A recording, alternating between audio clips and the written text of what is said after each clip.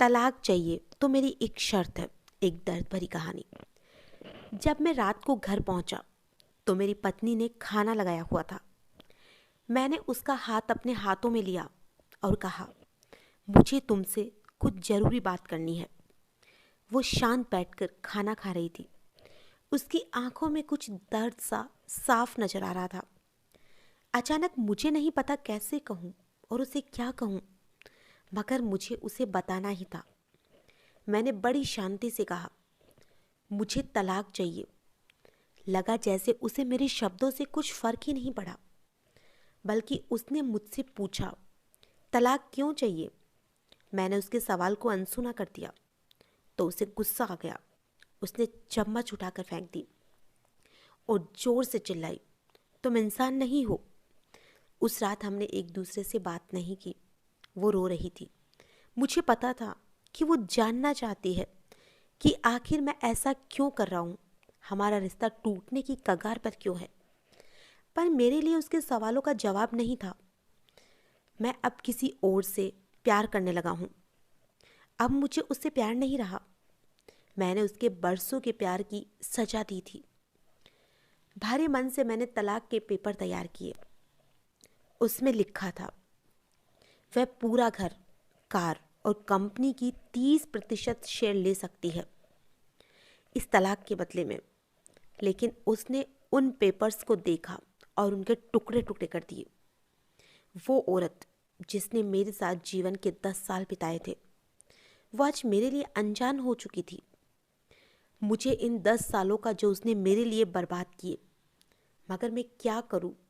जो हो चुका उसे मैं नहीं बदल सकता था, क्योंकि मैं किसी और से, अपनी पत्नी से भी ज़्यादा प्यार करने लगा था। आखिरकार उसके सब्र का बांध फूट गया और वो फूट फूट कर मेरे सामने रोने लगी। मेरे लिए उसका रोना एक तरह से उसकी रिहाई की तरह था। तलाक की ये बात जो कई दिनों से मुझे बहुत ज़्यादा परेशान कर रही थी, अब बिल्कुल साफ हो चुकी थी। अगले दिन मैं घर काफ़ी लेट आया। मैंने देखा कि वो टेबल पर बैठी कुछ लिख रही थी। मैंने शाम का खाना नहीं खाया था, लेकिन फिर भी मैं सीधे ऊपर जाकर अपने कमरे में सो गया, क्योंकि पूरा दिन प्रिया के साथ रहने और कई जगह घूमने के बाद मैं थक गया था। वो शायद रात को उसी टेबल पर लिखते लिखते सो गई। सुबह उसने तलाक देने की शर्तें बताई। वो मुझसे कुछ भी लेना नहीं चाहती थी। उसे सिर्फ तलाक से पहले 1 महीने का समय चाहिए था। उसने आग्रह किया कि इस 1 महीने में हम दोनों वही पुराना वाला जीवन जिएंगे, जितना संभव हो सके, क्योंकि आने वाले महीने में हमारे बेटे की परीक्षा है। वह नहीं चाहती थी कि हमारे टूटे रिश्ते का प्रभाव उसकी पढ़ाई पर पड़े। मुझे भी यही ठीक लग रहा था, मगर वो कुछ और भी चाहती थी। जैसे शादी के दिन मैं उसे उठाकर अपने शयन कक्ष तक ले जाऊं, उसी तरह हर रोज 1 महीने तक मैं उसे ऐसे ही लेकर जाऊं। मुझे लगा ये पागलपन है, मगर इन आखिरी दिनों को थोड़ा अच्छा बनाने के लिए मैंने उसकी इस शर्त स्वीकार कर ली। मैंने प्रिया को अपनी पत्नी की सभी शर्तें बताई। वो हंसने लगी। उसे लगा मेरी पत्नी कितने भी तरीके अपना ले, तलाक होना तो तय है। मेरी पत्नी और मैंने किसी भी दौरान नहीं मिले थे, लेकिन उस दिन जब मैं उसे पहली बार उठाकर गेट पर लेकर गया तो हम दोनों काफ़ी अजीब महसूस कर रहे थे। पीछे से हमारा बेटा भी खिलखिलाकर खुश हो रहा था। अगले दिन ये काम थोड़ा सामान्य और आसान हो गया। वह मेरे सीने से लगी थी और मैं उसकी खुशबू महसूस कर रहा था।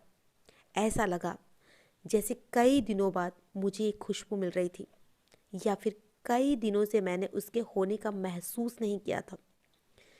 पहले जितनी उसमें वो कसाव नहीं था और चेहरे पर कुछ हल्की सी झुर्रियाँ नजर आ रही थी और बाल भी सफ़ेद होने लगे थे।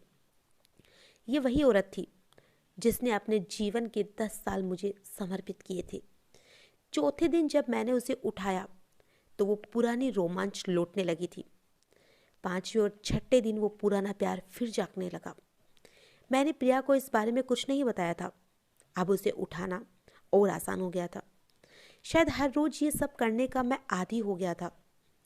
एक दिन वह अपनी पसंद की साड़ी निकाल रही थी, लेकिन कुछ खास नहीं ढूंढ पाई। उसने सांस भरते हुए कहा कि उसके सारे कपड़े बड़े पड़ने लगे हैं। तब मुझे पता चला कि वह काफ़ी दुबली हो गई है और इसलिए मैं उसे आसानी से उठा पा रहा था। मेरे दिल को एक झटका सा लगा। उसने अपने दिल में काफ़ी सारा दर्द छुपा रखा था। पता नहीं कैसे मैं आगे बढ़ा और उसके सर को छू कर देखा।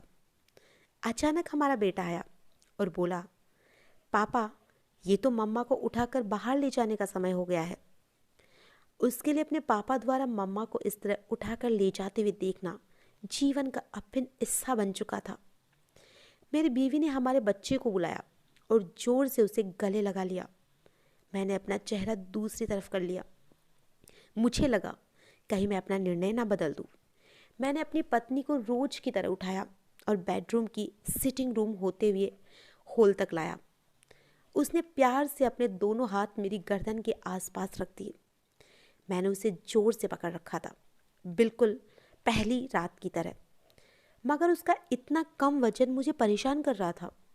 महीने के आखिरी दिन जब मैंने उसे उठाया तो मेरे लिए एक कदम भी चल पाना मुश्किल हो रहा था। हमारा बेटा स्कूल जा चुका था। मैं अपनी कार से ऑफिस गया और कार से कूदकर बाहर आ गया, बिना कार को लॉक किए। मुझे डर था कि अब एक पल की भी देरी मेरा इरादा बदल देगी। मैं ऊपर गया।